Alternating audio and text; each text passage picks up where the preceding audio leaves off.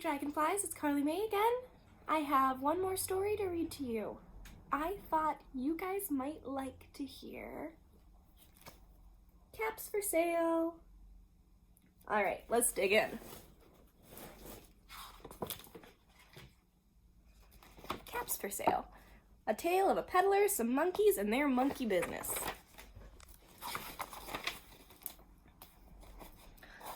Once, there was a peddler who sold caps, but he was not an ordinary peddler carrying his wares on his back. He carried them on top of his head. First, he had on his own checked cap, then a bunch of gray caps, then a bunch of brown caps, then a bunch of blue caps, and then on the very top, a bunch of red caps. He walked up and down the streets, holding himself very straight so as not to upset his caps. As he went along, he called, "Caps, caps for sale, 50 cents a cap." One morning, he couldn't sell any caps. He walked up the street and he walked down the street, calling, "Caps, caps for sale, 50 cents a cap." But nobody wanted any caps that morning. Nobody wanted even a red cap. He began to feel very hungry, but he had no money for lunch. "I think I'll go for a walk in the country," said he, and he walked out of town, slowly, slowly, so as not to upset his caps.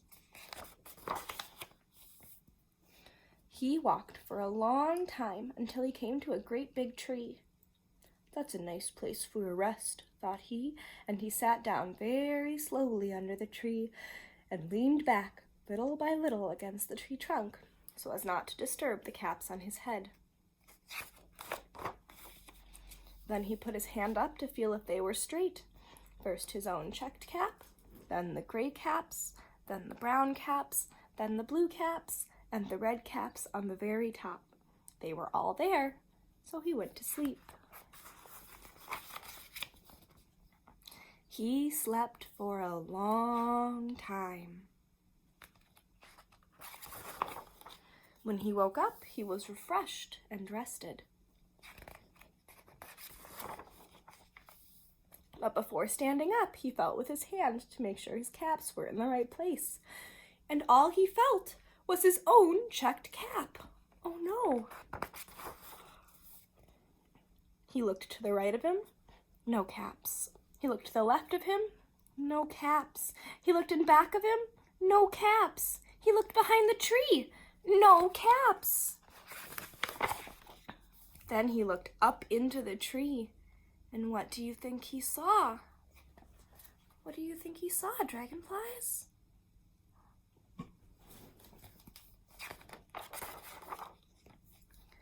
On every branch sat a monkey. On every monkey was a gray or a brown or a blue or a red cap. Silly monkeys. The peddler looked at the monkeys looked at the peddler. He didn't know what to do. Finally, he spoke to them, and he said, "You monkeys, you," he said, shaking a finger at them, "you give me back my caps." But the monkeys only shook their fingers back at him and said, "Tss, tss, tss, tss." This made the peddler angry, so he shook both hands at them and said, "You monkeys, you give me back my caps." But the monkeys only shook their hands back at him and said, "Tss, tss, tss, tss." Now he felt quite angry. He stomped his foot and he said, "You monkeys, you better give me back my caps." But the monkeys only stamped their feet back at him and said, "Tss, tss, tss, tss." By this time, the peddler was really very, very angry. He stamped both his feet and shouted, "You monkeys, you must give me back my caps." But the monkeys only stamped both their feet back at him and said, "Tss, tss, tss." At last he became so angry that he pulled off his own cap, threw it on the ground, and began to walk away. But then each monkey pulled off his cap. And all the gray caps, and all the brown caps, and all the blue caps, and all the red caps came flying down out of the tree. So the peddler picked up his caps and put them back on his head. First his own checked cap, then the gray caps, then the brown caps, then the blue caps, and then the red caps on the very top. And slowly, slowly, he walked back to town, calling, "Caps, caps for sale, 50 cents a cap." The end. Oh, that's a good story. Look who joined us for our story. Isabel decided to come hang out. Say hi, Isabel. Hi.